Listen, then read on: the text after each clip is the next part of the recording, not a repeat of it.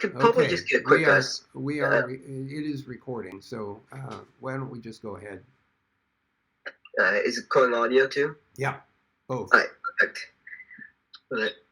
You want to just start right with the interview questions? Sure. First question I have is, how would you describe your part in creating the internet? Well, the core of the internet are the protocols that are used by the computers at the edges of the net and the things that we call routers today that are in the middle of the internet. And my colleague Robert Kahn and I did the design of those protocols. They're called TCP/IP, and there are a bunch of related, literally hundreds of protocols now, but there are some related protocols like how the routing works, how the domain name system works. Not invented by Bob Kahn and me, but invented by others who were part of the project that we were managing. So this is a big collaboration. Um, but I had the responsibility for pushing the detailed design of the basic protocols of the internet and then managing the project from the Defense Department starting in 1976 until 1982, late 82 when I went into industry. But we turned the internet on in January of 1983, basically. Uh, second, second question I have was, how did the internet come to be? What were the main reasons for its creation? Well, it had a predecessor. It was called the ARPANET.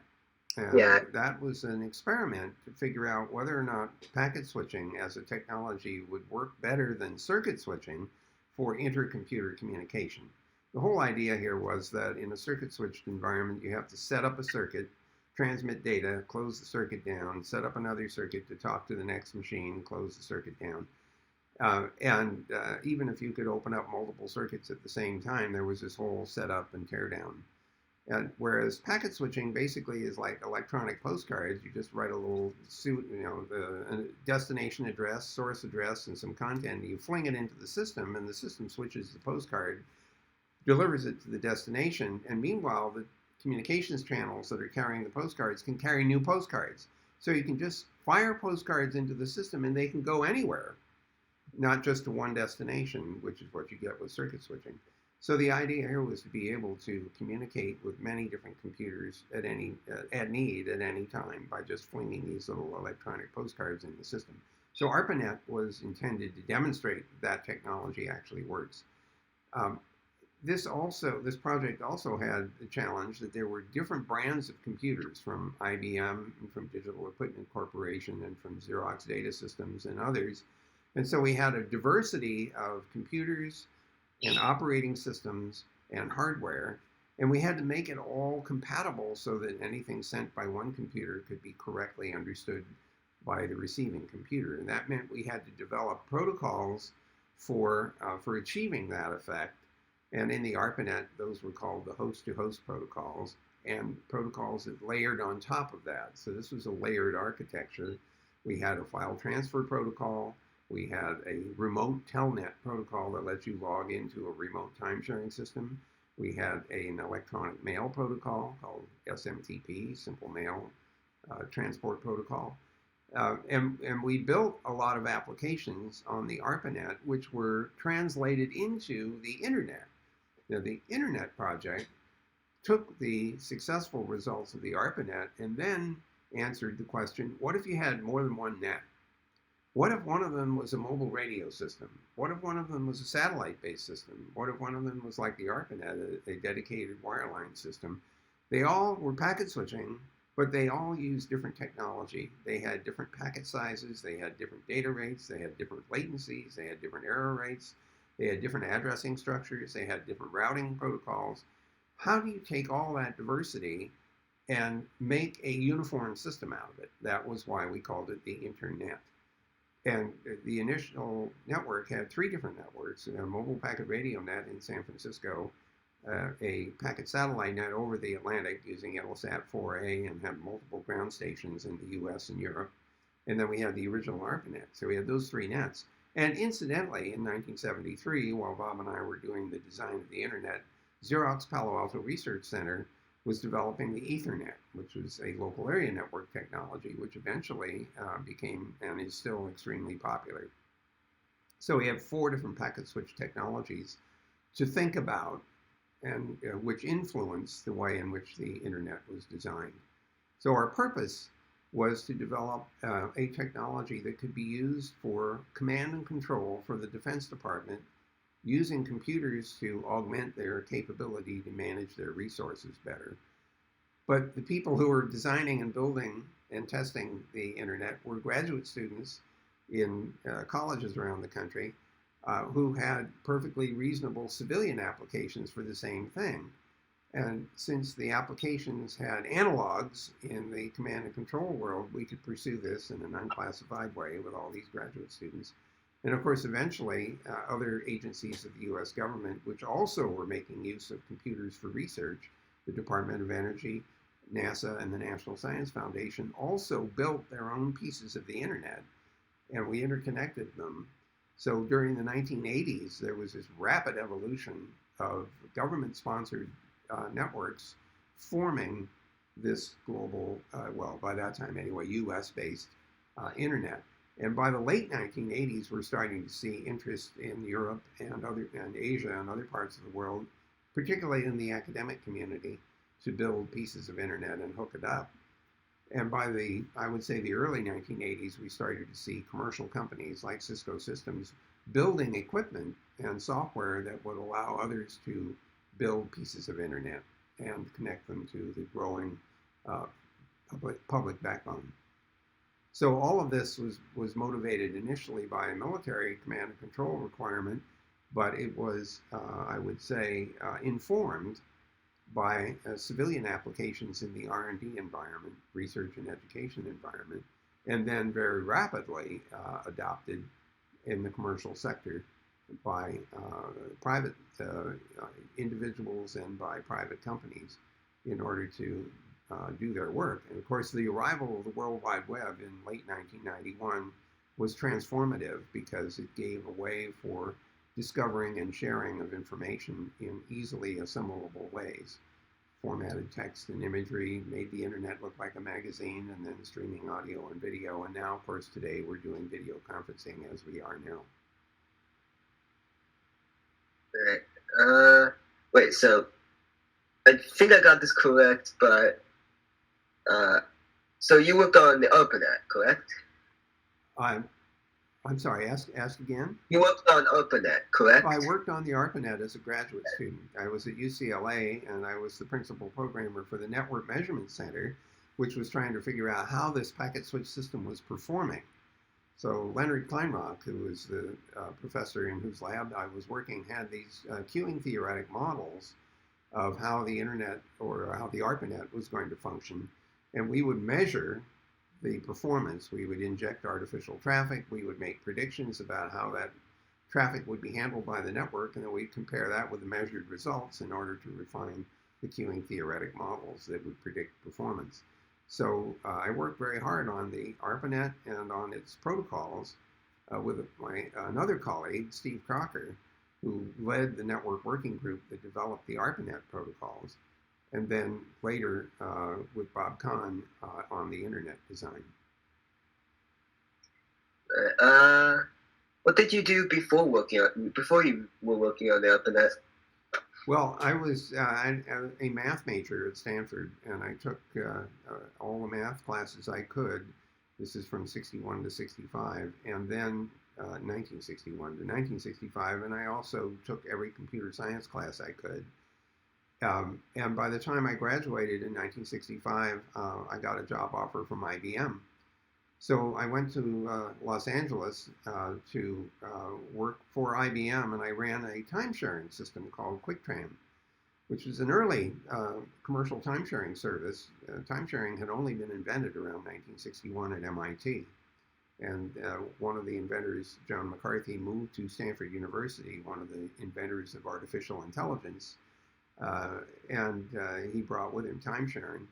So I worked on and as a systems engineer at IBM on this time-sharing system until 1967, at which point I realized I needed to go back to school because I had not learned how compilers work and how operating systems are designed and all kinds of other important things to know if you're going to be serious about programming. So I went back to graduate school, and halfway through that graduate school program, the ARPANET project popped up, and I went to work on that. And of course, I've been sucked into computer networking, and I've never gotten out of it. It's still my primary focus of attention now, 50 years later. Did you know Bob Kahn before you started working on ARPANET? No, he and I had never met until he came out to UCLA around 1970, right after the installation of the first ARPANET IMP, the first ARPANET packet switch, was installed in September, and then the second one was installed at SRI International near San Francisco a month later in October. And on October 29th, the first bits were exchanged between UCLA and SRI International. Then Bob came out in January after we had a 4-node network in place in order to run tests of the ARPANET to see how well it would function. And of course, we were able to basically wreck it repeatedly. He had ideas that implied that certain of the implementations of the protocols in the ARPANET would not work or they would get locked up. And his colleagues didn't believe that. So Bob and I proceeded to demonstrate that by applying artificial traffic to the net, you could lock it up. And later, that's in 1970, then 3 years later, he joined ARPA and came out to my lab at Stanford, where I had gone from UCLA, and told me that he had this problem called the internet problem. And that's when we started working together intensely. And from the spring of 73 to the fall of 73, we developed the basic concepts of the internet, wrote that up, published a paper in May of 74, and I began detailed design work in January with my graduate student team at Stanford, and then involved several different labs on implementation starting in 1975. What first made you want to get into writing programs? Well, I got introduced to computers in 1958, which is fairly early in the evolution of computers. I mean, the first computers that were of serious use were built in the 1945 period, not counting Konrad Zuse in Germany, who was trying things out in late 1930s. But the Second World War, of course, generated a huge amount of interest in computing. First for ballistics computation and also for code breaking, if you've read about Bletchley Park and Enigma. So I got introduced to something called the Semi-Automated Ground Environment in 1958, which was a network of computers that were gathering radar information from the northern part of Canada, looking for Russian missiles coming over the pole. And I was immediately intrigued by the idea that you could write a program and make a computer do whatever you wanted it to do. I didn't get to do any of that until around 1960, when Steve Crocker, whom I had met in high school, got permission to use computers at UCLA while we were still in high school. And we got access to the Bendix G15 paper tape machine. We did a bunch of interesting mathematical computations with that. And then when I got up to Stanford as an undergraduate, I had access to a Burroughs 5000 and a Burroughs 5500 writing software in ALGOL, which is a popular programming language developed in Europe. So I took, all of that was fascinating to me because it was like having a little world all of your own, and it did what you told it to do. And I was intrigued by that. Of course, I learned very quickly that it didn't always do what I wanted it to do. It did what I told it to do, and those are not always the same thing. And the difference is called a bug. And I learned very quickly it was easy to create bugs, and it was hard to find them. What was one of the hardest challenges to overcome developing the internet? Well, the biggest challenge, I think, is that we had a diversity of computers, and they all had to somehow implement the TCP/IP protocols and other related protocols in order to work compatibly across multiple networks. And so getting all of that to work properly was a non-trivial exercise. And it was not just two people. It wasn't just Bob Kahn and me.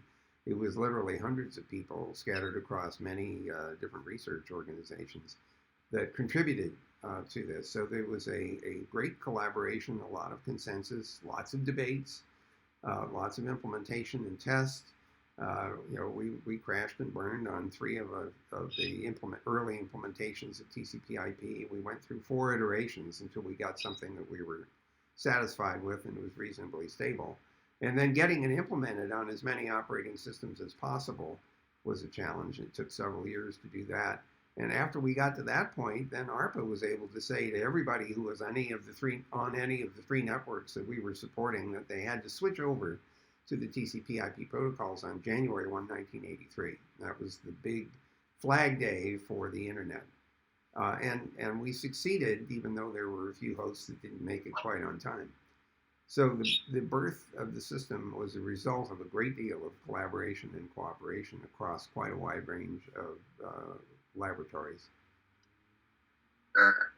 And the final question is, what is your opinion on what the internet has been used for over the years? Well, we were trying to do video on the internet as early as the 1980s. And the reason that we were interested in that is that this is all part of the command and control motivation. You need voice, video, and data if you're going to do command and control. Historically, command and control was mostly voice. And so we thought, well, if we add computers to the mix, we can get video, voice, and data going back and forth, plus the computing power to help us manage our resources and understand, the state of play of whatever battle we might be in. So the video part was just part of the normal command and control complement. Of course, very quickly we discovered that it was possible to do this kind of thing if there was enough capacity in the network. And when the pandemic hit in 2020, guess what? Everybody and his dog started using video conferencing or streaming video for entertainment. And a lot of people were very skeptical that the internet could grow to support that, the capacity needed to do that. But all along during the course of its history, the capacity of the network to carry traffic has grown dramatically over time. The optical fiber networks of the, let's say, early 1980s were running at 1.5 megabits a second. Today, on an optical channel, it's not unreasonable to get between 400 and 800 gigabits per second per channel. And of course, you can have multiple fibers, and you can have multiple colors on any one fiber. And so the capacity to carry traffic on the internet now is, measurable in petabits per second aggregated over some number of optical fiber pairs. That's all the questions I have.